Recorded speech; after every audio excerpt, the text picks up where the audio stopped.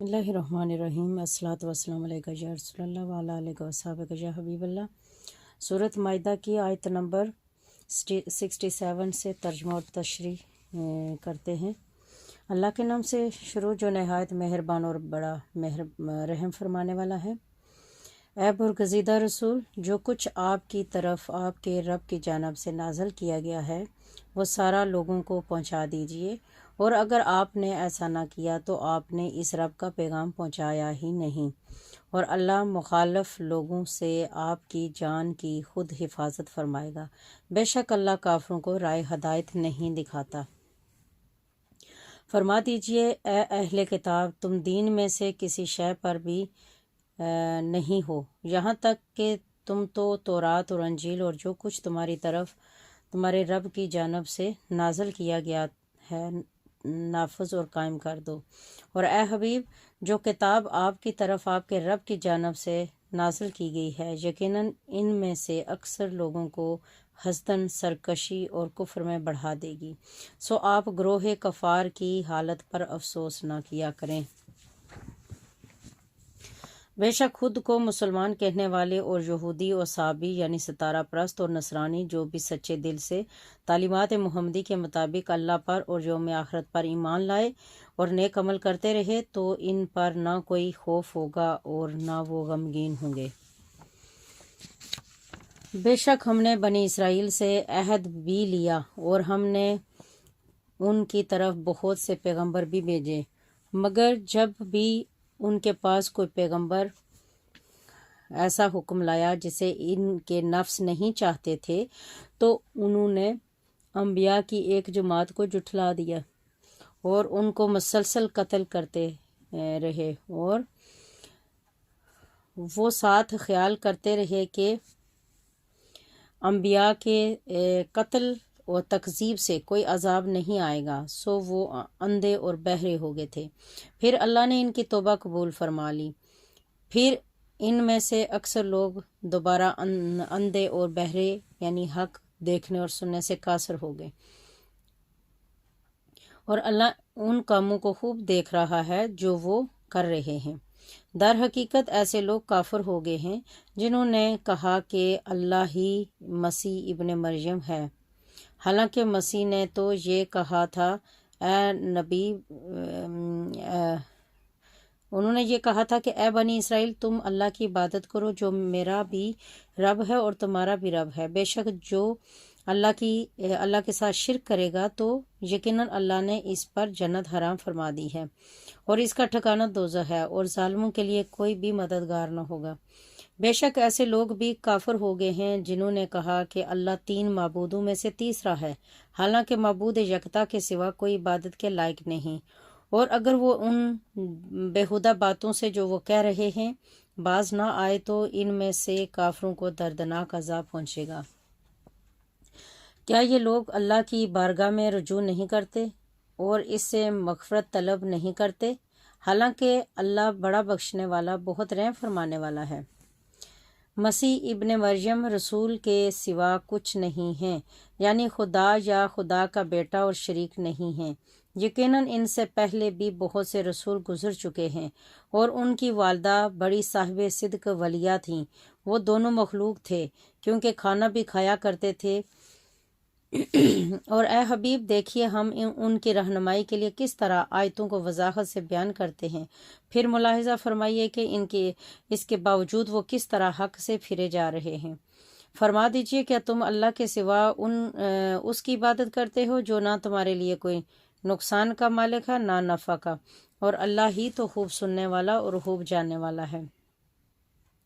فرما دیجئے اے اہل کتاب، تم اپنے دین میں ناحق حد سے تجاوز نہ کیا کرو اور نہ ان لوگوں کی خواہشات کی پیروی کیا کرو جو بعثت محمدی سے پہلے ہی گمراہ ہو چکے تھے، اور بہت سے اور لوگوں کو بھی گمراہ کر گئے ہیں اور بعثت محمدی کے بعد بھی سیدھی راہ سے بھٹک رہے۔ بنی اسرائیل میں سے جن لوگوں نے کفر کیا تھا انہیں داؤد اور عیسیٰ ابن مریم کی زبان پر سے لعنت کی جا چکی ہے، یہ اس لیے کہ انہوں نے نافرمانی کی اور حد سے تجاوز کرتے تھے، اور اس لعنت کا ایک سبب یہ بھی تھا کہ وہ جو برا کام کرتے تھے ایک دوسرے کو اس سے منع نہیں کرتے تھے، بلکہ بے شک وہ کام برے تھے جنہیں وہ انجام دیتے تھے۔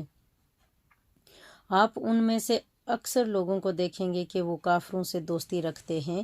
کیا ہی بری چیز ہے جو انہوں نے اپنے حساب آخرت کے لیے آگے بھیج رکھی ہے، اور وہ یہ کہ اللہ ان پر سخت ناراض ہو گیا اور وہ لوگ ہمیشہ عذاب ہی میں گرفتار رہنے والے ہیں۔ اور اگر وہ اللہ پر اور نبی آخر الزماں پر اس کتاب پر جو ان کی طرف نازل کی گئی ہے ایمان لے آتے تو ان دشمنان اسلام کو دوست نہ بناتے، لیکن ان میں سے اکثر لوگ نافرمان ہیں۔ آپ یقیناً ایمان والوں کے حق میں بلحاظ عداوت سب لوگوں سے زیادہ سخت یہودیوں اور مشرکوں کو پائیں گے، اور آپ یقیناً ایمان والوں کے حق میں بلحاظ محبت سب سے قریب تر ان لوگوں کو پائیں گے جو کہتے ہیں بے شک ہم نصارہ ہیں، یہ اس لیے کہ ان میں علماء شریعت بھی ہیں اور عبادت گزار گوشہ نشین بھی ہیں، اور نیز وہ تکبر نہیں کرتے۔ اور یہی وجہ ہے کہ ان میں سے بعض سچے عیسائی جب اس قرآن کو سنتے ہیں جو رسول اللہ صلی اللہ علیہ وسلم کی طرف اتارا گیا ہے تو آپ ان کی آنکھوں کو اشک ریز دیکھتے ہیں۔ یہ آنسوں کا چھلکنا اس حق کے باعث ہے جس کی انہیں معرفت نصیب ہو گئی ہے۔ ساتھ یہ عرض کرتے ہیں، اے ہمارے رب، ہم تیرے بھیجے ہوئے حق پر ایمان لے آئے ہیں، سو تو ہمیں بھی حق کی گواہی دینے والوں کے ساتھ لکھ لے۔ اور ہمیں کیا ہے کہ ہم اللہ پر اور اس حق یعنی کہ حضرت محمد مصطفیٰ اور صلی اللہ علیہ وسلم اور قرآن مجید پر جو ہمارے پاس آیا ہے ایمان نہ لائیں، حالانکہ ہم بھی یہ طمع رکھتے ہیں کہ ہمارا رب ہمیں نیک لوگوں کے ساتھ اپنی رحمت و جنت میں داخل فرما دے۔ سو اللہ نے ان کی اس مومنانہ بات کے عوض انہیں ثواب میں جنتیں عطا فرما دیں جن کے نیچے نہریں بہہ رہی ہیں، وہ ان میں ہمیشہ رہنے والے ہیں، اور یہی نیکوکاروں کی جزا ہے۔ اور جن لوگوں نے کفر کیا اور ہماری آیتوں کو جھٹلایا وہی لوگ دوزخ میں رہنے والے ہیں۔ اے ایمان والو، جو پاکیزہ چیزیں اللہ نے تمہارے لیے حلال کی ہیں انہیں اپنے اوپر حرام مت ٹھہراؤ اور نہ ہی حد سے بڑھو، بے شک اللہ حد سے تجاوز کرنے والوں کو پسند نہیں فرماتا۔ اور جو حلال پاکیزہ رزق اللہ نے تمہیں عطا کیا ہے اس میں سے کھایا کرو اور اللہ سے ڈرتے رہو جس پر تم ایمان رکھتے ہو۔ اللہ تمہاری بے مقصد اور غیر سنجیدہ قسموں میں تمہاری گرفت نہیں فرماتا، لیکن تمہاری ان سنجیدہ قسموں پر گرفت فرماتا ہے جنہیں تم ارادی طور پر مضبوط کر لو۔ اگر تم ایسی قسم کو توڑ ڈالو تو اس کا کفارہ 10 مسکینوں کو اوسط درجے کا کھانا کھلانا ہے جو تم اپنے گھر والوں کو کھلاتے ہو، یا اسی طرح ان مسکینوں کو کپڑے دینا ہے، یا ایک گردن یعنی کہ غلام یا باندی کو آزاد کرنا ہے۔ پھر جسے یہ سب کچھ میسر نہ ہو تو 3 دن روزہ رکھنا ہے۔ یہ تمہاری قسموں کا کفارہ ہے، جب تم کھا لو پھر توڑ بیٹھو اور اپنی قسموں کی حفاظت کیا کرو۔ اس طرح اللہ تمہارے لیے اپنی آیتیں خوب واضح فرماتا ہے تاکہ تم اس کے احکام کی اطاعت کر کے شکر گزار بن جاؤ۔ یعنی یہاں پہ قسم اگر کوئی کھا بیٹھا ہے تو اس کو توڑنا چاہے تو اس کا پھر کفارہ ادا کرنا پڑتا ہے، یا ٹوٹ جائے وہ قسم تو اس کے حوالے سے یا تو 10 لوگوں کو کھانا کھلائیں، یا 10 لوگوں کو لباس پہنائیں، یا غلام باندی آزاد کریں، چونکہ وہ آج کے زمانے میں مشکل ہے، تو 3 دن کے روزے رکھنا، یہ قسموں کا کفارہ ہے۔ اے ایمان والو، بے شک شراب اور جوا اور عبادت کے لیے نصب کیے گئے بت اور قسمت معلوم کرنے کے لیے فال کے تیر سب ناپاک شیطانی کام ہیں، سو تم ان سے قلیتاً پرہیز کرو تاکہ تم فلاح پا جاؤ۔ شیطان یہی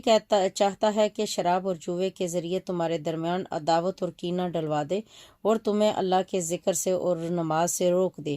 کیا تم ان شر انگیز باتوں سے باز آؤ گے؟ اور تم اللہ کی اطاعت کرو اور رسول صلی اللہ علیہ وسلم کی اطاعت کرو، اور خدا اور رسول صلی اللہ علیہ وسلم کی مخالفت سے بچتے رہو۔ پھر اگر تم نے روگردانی کی تو جان لو کہ ہمارے رسول صلی اللہ علیہ وسلم پر تمہارے صرف احکام کا واضح طور پر پہنچا دینا ہی ہے، ان لوگوں پر جو ایمان لائے اور نیک عمل کرتے رہے۔ اس حرام میں کوئی گناہ نہیں جو وہ حکم حرمت اترنے سے پہلے کھا پی چکے ہیں، جبکہ وہ بقیہ معلومات میں بچتے رہے اور دیگر احکام الہی پر ایمان لائے اور اعمال صالحہ پر عمل پیرا رہے۔ پھر احکام حرمت کے آ جانے کے بعد بھی ان سب حرام اشیاء سے پرہیز کرتے رہے اور ان کی حرمت پر صدق دل سے ایمان لائے۔ پھر صاحبان تقویٰ ہوئے اور بالآخر صاحبان احسان یعنی اللہ کے خاص محبوب اور مقرب نیکوکار بندے بن گئے، اور اللہ احسان والوں سے محبت فرماتا ہے۔ صدق اللہ العظیم۔ اللہ تعالیٰ سے دعا ہے کہ اللہ تعالیٰ ہمیں بھی نیکوکاروں میں اور صاحب احسان لوگوں میں اور صاحب تقویٰ